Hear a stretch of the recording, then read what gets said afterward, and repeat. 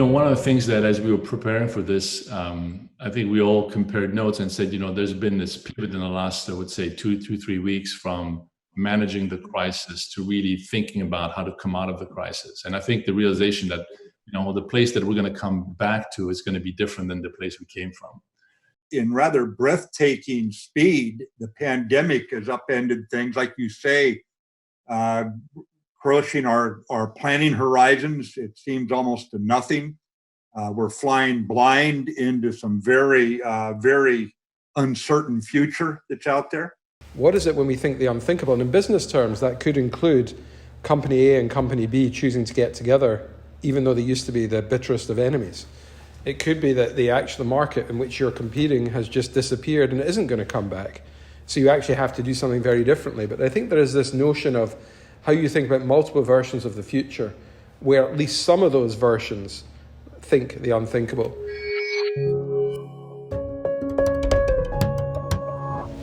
We feel like we are in this exponential moment where new issues, new topics arise, I think, by the hour.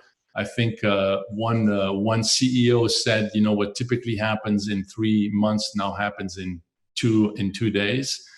How do you handle this as a leader, as a CEO? And how do you keep thinking about, planning what happens in the next 2 days, in the next week, in the next months? One of the realities I think we're dealing with is that in a world of uncertainty, complexity goes up.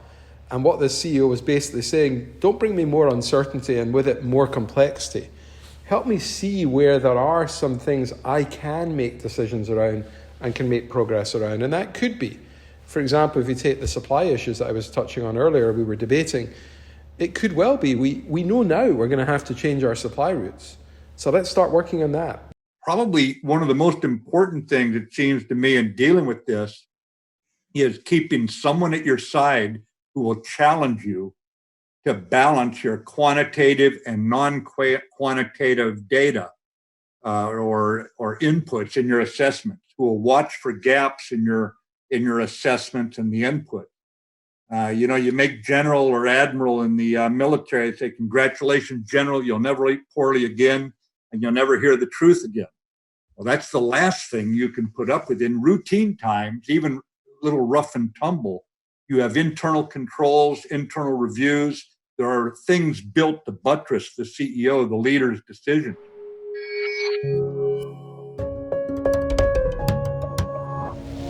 A lot of, I think, leaders, a lot of CEOs, I think, have used the term wartime leadership because to some extent what is happening has a lot of similarities to it. I think you have led us in some, I think, very difficult, wars, situations, crises. How do you create enough leadership bandwidth to think ahead?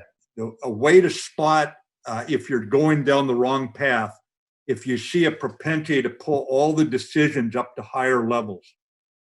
I think once the initial crisis is determined, the problem is defined, you concentrate on organizing the team, you get the essential direction out to your subordinates, out to your ops people, and try to get reversible decisions swiftly back down to subordinate hands. Now, if something goes wrong, you can reverse it, not to worry.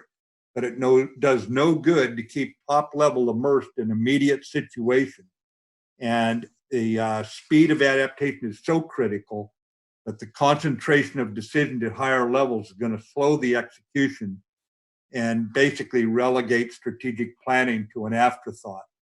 With a lot of the CEOs I've spoken to, and this is where I agree with Jim, there really has been a remarkable coming together around a very singular focus on let's keep everybody well.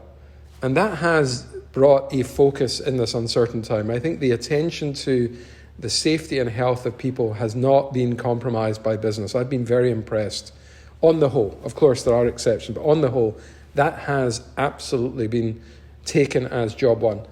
And then the second part of this, finding a way to look after the customer, has also, for our clients, been a huge priority. And for us, looking after our clients, being there for our clients.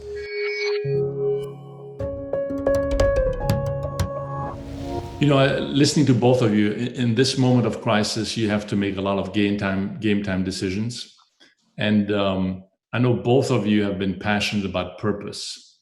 And how do you balance purpose and actions in an environment like this? And I know, Kevin, you've been passionate about this for us as a firm, but this is also something that I think has been very important for the Business Roundtable and frankly for the business world in general in the last several years.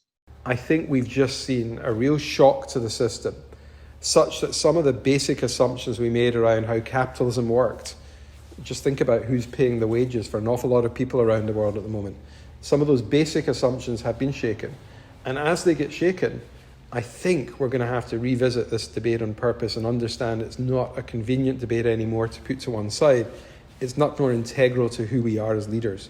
So I think purpose is really now being given a big boost in terms of the focus that there will be on it. And I actually am proud of the fact that I think the business community around the world has risen to the task. The business world has, at least in America, been much more apt to come out of a defensive crouch and protecting their employees, their customers, accounting for massive revenue reductions, and then following it with some pretty swift and judicious of actions as they can bring to bear based on how little data is available. But we need that honest and calm, I would call it reasoned-based thinking, with very deliberate consultations and assessments, basically across the organization.